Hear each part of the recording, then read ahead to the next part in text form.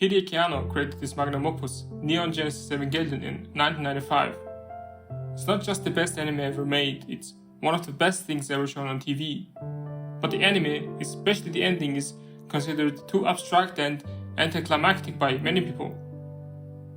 I disagree. By the end of this video, you will not only understand what it means, but actually prefer it to the more cinematic remakes. Let's skip the usual plot summary and leave that to the every other Evangelion explained videos. I'm not here to explain you the lore, my goal is to help you make sense of it. The show is full of biblical references, some clearly intended, some just artistic embellishments. Fans have spent decades digging into the every name and symbol, but here is a parallel I haven't seen anyone talk about.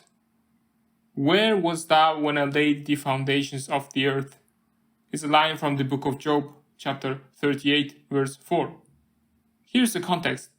It's said by God to Job, who was asking for the reason why his life has been suddenly filled with misery.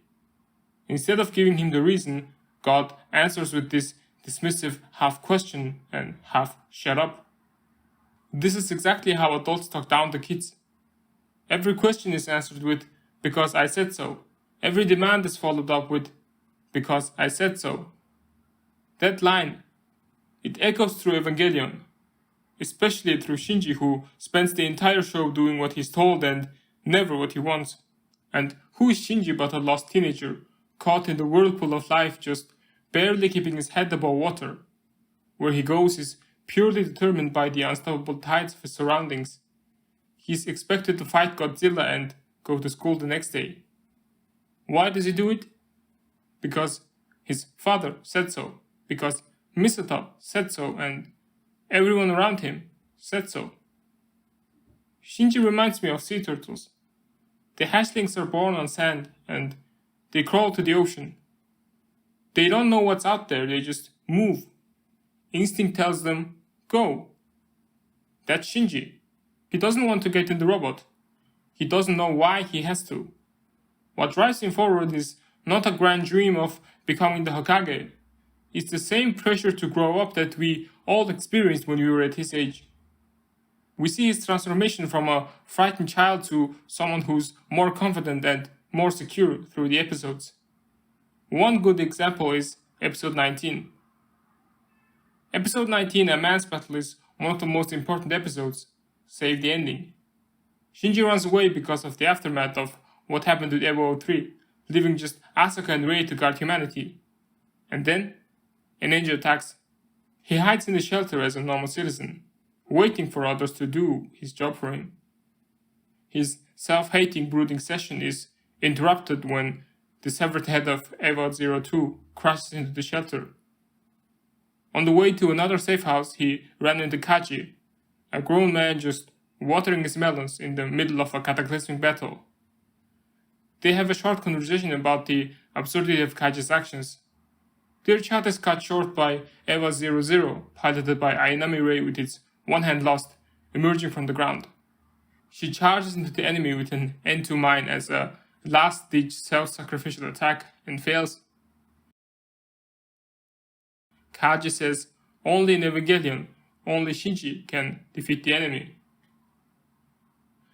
This episode is titled A Man's Battle for a reason. The girls his age are bleeding dry on a battlefield while Shinji is running from one shelter to another. This and the conversation with Kaji convinces Shinji to finally take up his responsibilities and fight the monster. A man does what he must, not what he wants. Shinji clenches his fists, gets in the Eva, even if it makes him feel bad.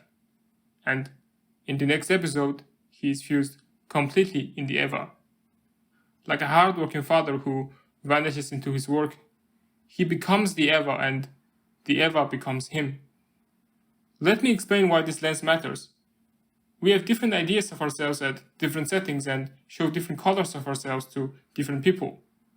Shinji is this giant stoic mech seen from the outside, but from the inside, he's just a teenage boy doing the best he can to not disappoint the people around him. The first people to ever realize that were his friends. Asuka and Rei already knew how it is because they're in the same situation as him. In the story, Shinji represents the masculine, Asuka the feminine, and Rei the obedient child. They have different problems, different insecurities, and different ways to handle the situation.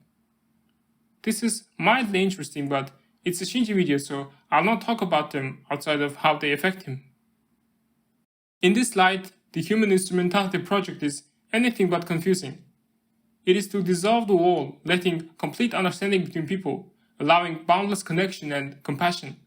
It happens by analyzing the people closest to Shinji, laying their deepest side out like an open book. It tries to understand each and every person. If you remember, it is the complete opposite of Shinji in the 4th episode titled Hedgehog's Dilemma. He was scared of making friends, scared of getting to know people, and scared of letting people know him. Shinji feels unwanted, useless, and hated unless he's piloting the Eva. You might also have an Eva, be it your job, school, university, something that makes your parents proud, something that gives you status in society, something that makes people respect you. But are you just that? Of course not. But do other people like you for who you are? Suppose you lose your job, fail your test, or lose a tournament. Would your parents still be proud then? Shinji doesn't think so. His self-worth is tied to what others think of him, and that in turn is tied to his performance as an EVA pilot. During the human instrumentality, Shinji finally understands that he can at least try not to hate himself, regardless of what others think of him. Maybe other people don't hate him. Maybe, even if he doesn't perform his role as the pilot, people might still love him despite that. Maybe, just maybe, he can simply be. That's the emotional story, but what about the literal one? What if it was all in Shinji's head? The concept of human instrumentality makes sense in the emotional narrative of the story, but doesn't make any sense as an in-universe event. In the infamous last episode, reality breaks, leaving what could only be interpreted as the inside of Shinji's mind, his subjective world. There we see his bare soul, his insecurities, problems, questions, and answers. But what happened to the objective reality? Is that black and white realm what is left of the world after the human instrumentality? Or is it just Shinji's imagination? And the slice of life scene we saw might just be the real world. Maybe what we're shown was a dream or a nightmare. Is pen pen short for penguin penguin, or is it an alarm clock? There's also something interesting going on with the names. If you know even a drop of German, you would know that Nerv, Gehirn, and Seele means nerve, brain, and soul. Whose nerve, brain, and soul? Is it possible that it's a representation of Shinji's inner psyche?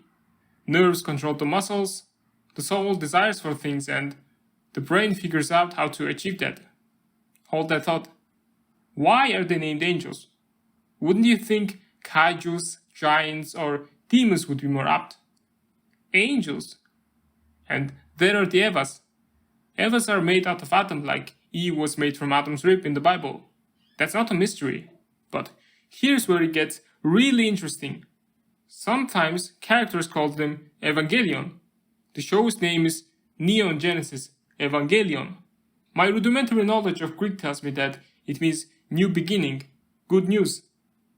Evangelion in particular is a religiously loaded word. It specifically means the good news of Christ's arrival, and in biblical Greek, angelos means messenger. The biblical angels are named that way because they're the messengers of God. Okay, bunch of etymology, so where is the theory I was promised? I think that they are named that way because Anna wanted us to see the battles between angels and Evas as between responsibility and growing up. Angels bear the news of adulthood and all its challenges. The Eva gives Shinji the strengths of adulthood. He can finally overcome the challenges because his growth into adulthood enables him to fight that on an equal footing. Read the lyrics of the opening, A Cruel Angel's Thesis, carefully. This isn't just some pop song gibberish, it's a message to us. sung like it was meant for Shinji. You have to face the challenges of life. You have to clench your fists and crawl forward. You have to get in the robot. As you grow, things will be harder, but you will be stronger. If you remember being a teenager, this might have stirred something in you. Some bad memories, maybe, some good ones too, but even the bad ones taste bittersweet knowing you faced it all and came out stronger. But if you're still in that place, I've got one thing to say. Become legend, young boy.